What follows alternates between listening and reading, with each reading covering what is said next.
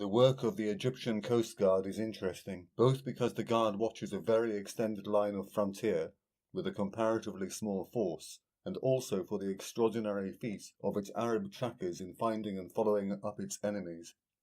The Coast Guard is organised in 3 sections, of which 2, numbering in all 1,000 infantry and 400 marines, watch the seaport between Alexandria and Port Said, and the ports of Alexandria, Port Said, Ismailia, Suez, and Nicosia.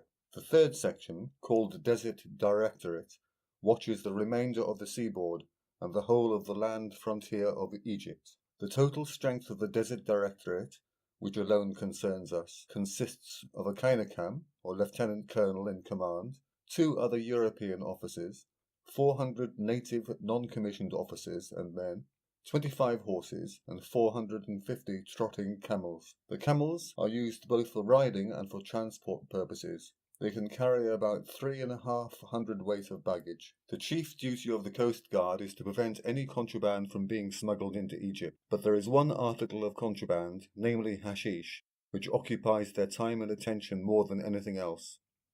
They are also frequently called upon to undertake police duties and detective work. Hashish is a kind of drug made from a plant grown in Greece, which, when smoked, produces a sense of supreme happiness, and incidentally a state of extreme intoxication. It has much the same effect as opium, and is as bad for the constitution. Readers of the Arabian Nights will be familiar with it under the name of bhang. The importation of hashish is absolutely prohibited in Egypt. Consequently, the price that can be obtained for it, if it can be smuggled into the country, is high, and the profits accruing from a successful venture amply repay the risks of capture, confiscation, fine, and imprisonment. The country. The character of the country plays a very important part in the incessant warfare waged between Coast Guard and smuggler. For purposes of description it may be divided into 2 portions, that east of the Nile, known as the Arabian Desert, and that west of the Nile, known as the Libyan Desert. The Arabian Desert varies in breadth from 70 to 150 miles, and stretches from the Ismailia Canal on the north as far as and beyond the Sudan frontier on the south. It is mountainous and rocky in formation, hard and stony underfoot. Between Keneh and Suez there is a range of mountains running north and south for nearly 200 miles, which is impassable for camels. Otherwise, caravans can go anywhere. Water is to be obtained in plenty from wells and mountain streams, but it is almost a superfluity, as the journey from the sea to the river never takes more than 3 days, which is easily within the capacity of any desert camel. This desert is inhabited by tribes of more or less nomadic Bedouins, living on their flocks and herds after the manner of the patriarchs of the Old Testament. Each tribe is confined by custom to a certain area of ground, but in that area they move about from well to well, and from pasture to pasture as the spirit or necessity moves them. The Sinai Peninsula is similar to the Arabian Desert in every respect. The desert on the west of the Nile is of a somewhat different character. In places it is mountainous or hilly, and in others undulating or quite flat. It is monotonous in the extreme and inhospitable, with but very little water. There are a few wells, and where they exist there are generally caravan routes, but the water is brackish and unpleasant. Occasional oases, such as those of Suwa, Baharia, Farafah, Dakhla, Karga, etc., happily relieve this eternal monotony. These oases are joined together by caravan routes, which are mere tracks in the sand, but sufficient for the guidance of the commercial travellers who frequent them.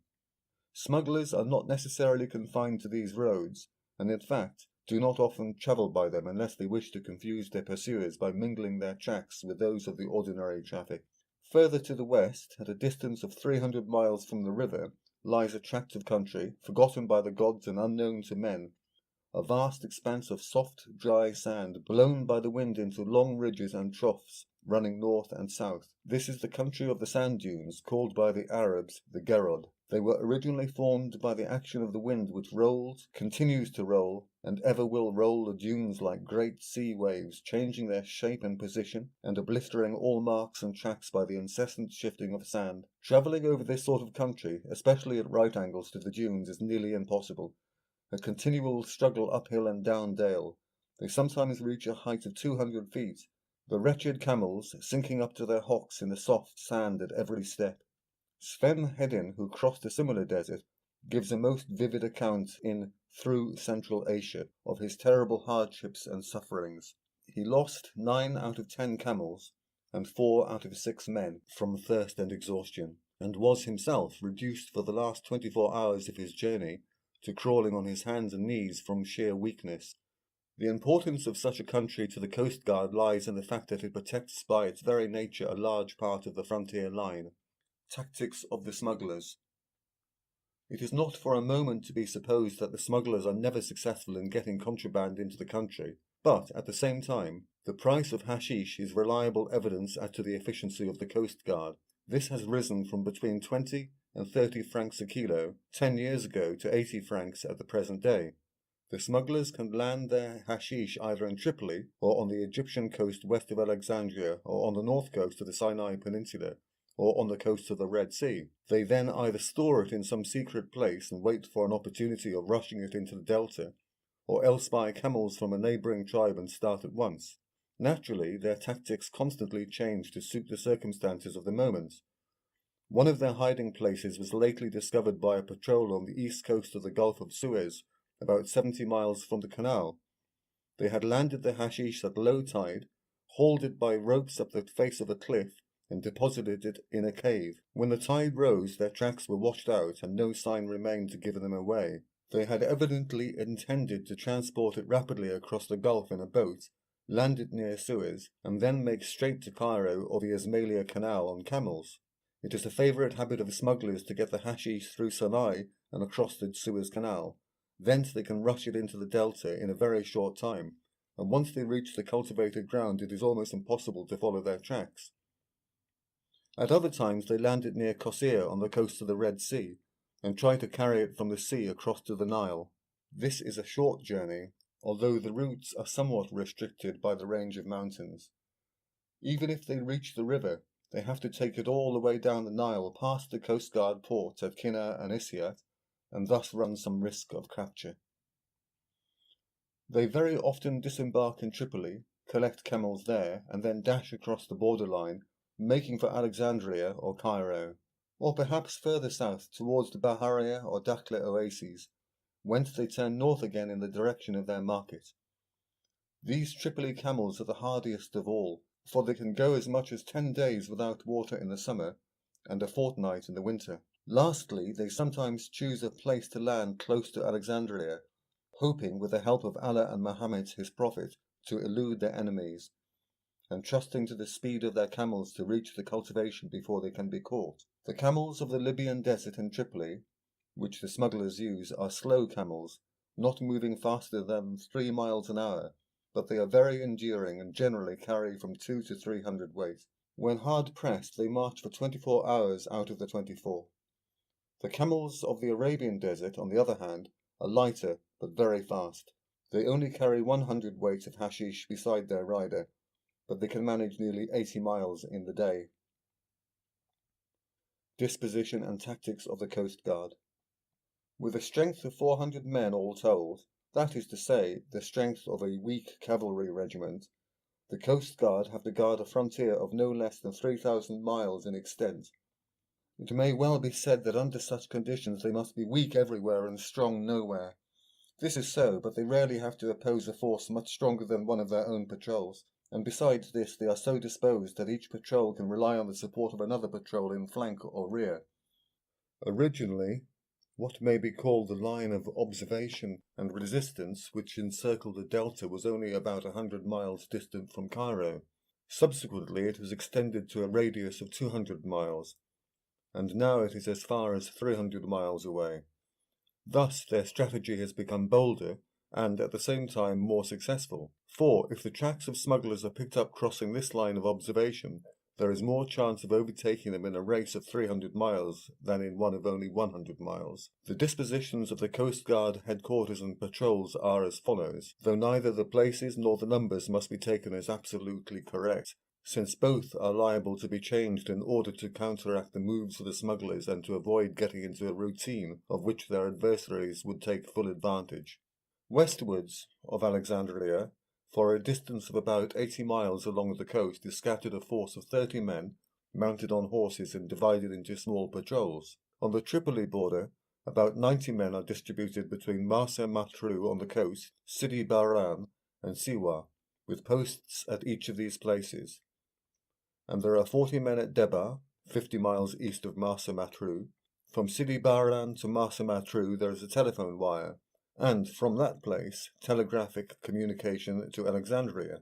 At least once in every 48 hours mounted trackers ride north from Siwa and south from Sidi Barran, meeting halfway. They then turn and ride back. In this way they are bound to cut all tracks crossing their line of march. If the tracks of smugglers are discovered, the tracker rides as hard as he can go to Sidi Barran, and a patrol is dispatched in hot haste after the caravan. A telephone message is sent at once to Marsa Matruh, and that station sends another patrol either to cut off the smugglers or, if too late, to pick up their trail and give chase.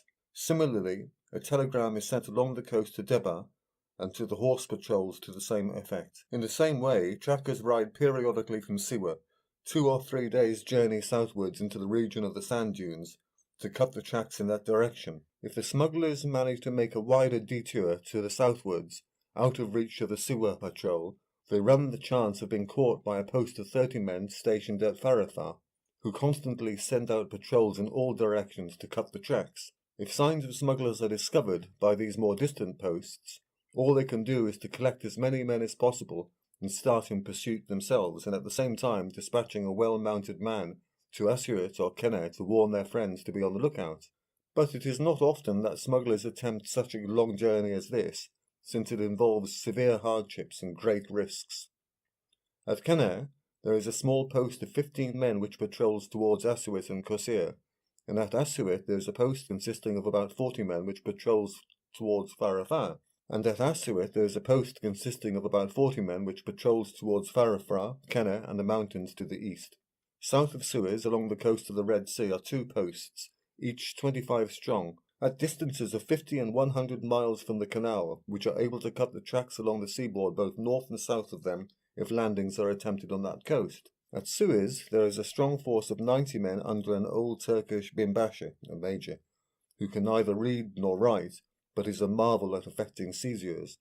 This force is responsible for the whole of the canal, both the banks of which are traversed along its whole extent once or twice a day by trackers.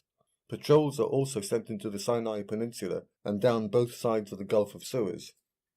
The remainder of the strength of the Desert Directorate is to be found at the headquarters at Ain el Shems near Cairo, where there are always men and camels recruiting after prolonged absences in the desert. Along the stretch of coast 80 miles west of Alexandria are stationed small horse patrols, as already mentioned, amounting in all to 30 men. It is their duty, besides assisting the posts on the Tripoli frontier, to prevent smugglers landing contraband on the coast near Alexandria and trying to rush it into the delta within the 24 hours. For this reason they are mounted on horses which over short distances are faster than camels. Although not very sweet, there is also plenty of water along this coast. The tribes inhabiting the Arabian desert are a powerful auxiliary to the regular forces of the Coast Guard, since they are in a constant state of enmity amongst themselves, and only too pleased to be able to give away their next-door neighbours by proving that they have allowed smugglers to pass through their country without reporting the fact, and they are glad enough to earn the rewards offered for such information. The Coast Guard thus gets the required information without any unnecessary expenditure of men and camels, and holds the balance between the tribes by fostering their internal jealousies and feuds. The following extract from a report on the Desert Directorate gives a good example of the work in which the Coast Guard are called on to undertake. On June the 25th, at the oasis of Arag, Yusib Radwan F. Salim met suspicious tracks of camels which had been watered there, apparently in great haste, and which were accompanied by a large number of Bedouins. He therefore took a short cut to Sitra, to which the tracks pointed, arrived there before the smugglers, and lay in ambush on the track leading from Bahrain to Sitra, along the northern edge of the sea of sand dunes. At 11 p.m. he heard the smugglers coming and surprised them. After an exchange of shots which resulted in one camel being killed, he caught 30 camels laden with 2,470 kilos of hashish, and fortunately, on one of the camels seized 10 Martini rifles and carbines with 1,300 ball cartridges. At midnight the smugglers retired in the pitch dark with 6 to 8 camels, thinking that they had to deal with a very strong force. At dawn, however, the smugglers, who numbered 26, seeing that the patrol only consisted of 2 officers, 5 men and 2 guides, attempted to recover the hashish, but they were disheartened at the loss of their camels and the 10 rifles.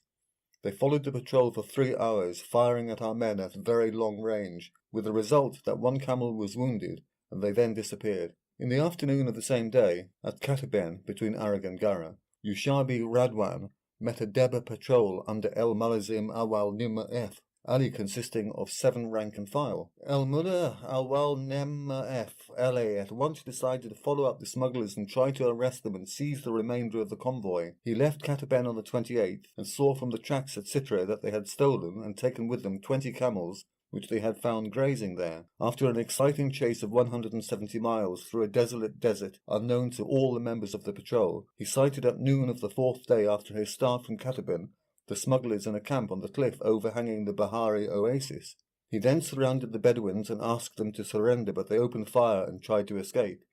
The patrol, however, caught 7 of them, 8 camels with 295 kilos of hashish and the 20 stolen camels. At that time, an Anal al-Shams patrol was guarding the wells of Baharia oasis. Hearing the firing in the distance, the members of the patrol jumped on their camels without taking time to saddle them, and captured 12 of the fleeing smugglers as well as their rifles, so that out of the 26 smugglers only 7 escaped, and I understand that 1 of them was wounded. 2 important lessons can be learned from the work of the Coast Guard. Firstly, how to dispose troops in order to guard an extended line of front and watch every approach, at the same time providing supports wherever required. Secondly, how to supplement a weak force by taking advantage of the natural difficulties of the country, by forestalling the plans of one's enemies, and by making use of local intelligence. A third lesson may also be learned from their employment of trackers, though civilized people can hardly do more than appreciate the advantages of their skill, without being able to learn more than the elements of the art. Personnel. The rank and file of the Coast Guard are recruited mainly from the Sudan. Some come from Upper Egypt, and they have even been known to hail from West Africa, having been enticed on their way back from the Mecca pilgrimage by the hope of gain and the love of fighting. They are enlisted for 3 years, after which time they can extend for further periods of 3 years, provided they are suitable. They are paid at the rate of £2 a month, with the possibility of small additions for good service, and of substantial prize money for seizure of contraband. They are given uniform and quarters free, but have to provide their own victuals. This represents good wages for them, as the normal wage for labour in the Sudan rarely exceeds 1 shilling a day.